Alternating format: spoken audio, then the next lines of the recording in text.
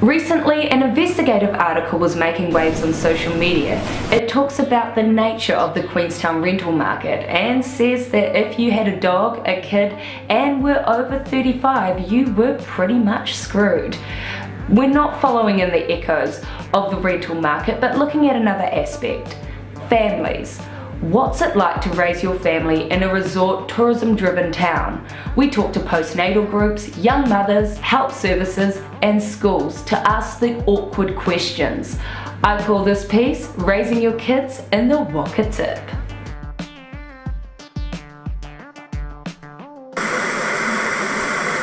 We're due for a census update next year. And according to stats.govt.nz, in a provisional report released the 30th of June 2016, the Queenstown Lakes district population has increased by 7.1%.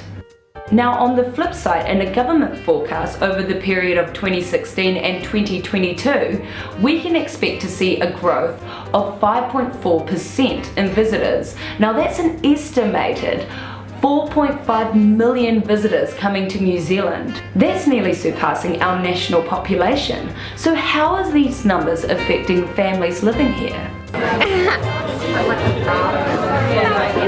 School rolls seem to be continually on the rise. And being a new school here, have you found your presence was needed?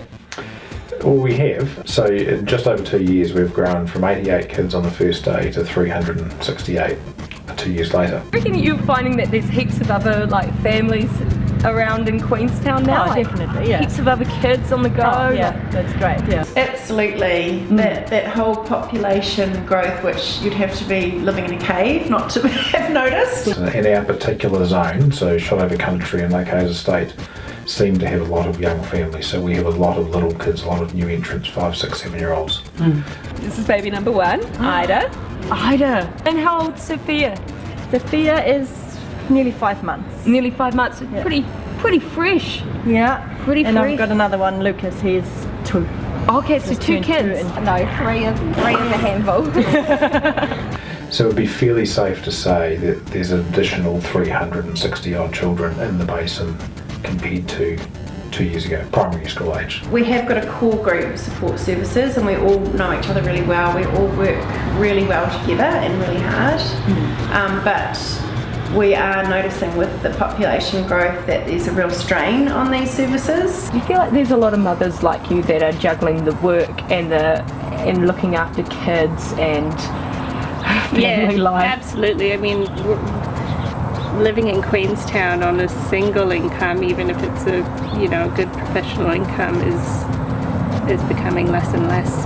You know, the price of housing is probably quite formidable to some people. Like we've had young guys at my workplace who have moved down and they think that having kids and family and that stage of life is just too hard for them. They can't find a house to buy and rent, and they're on a decent income as well. You know, friends of mine are moving back to Invercargill because they've had to have 2 students to live with them full time because otherwise they can't afford the rent on their own with their young family. How do you find raising a family and renting here? I guess we've been fortunate that we've been able to make it work, having saved quite a bit of money.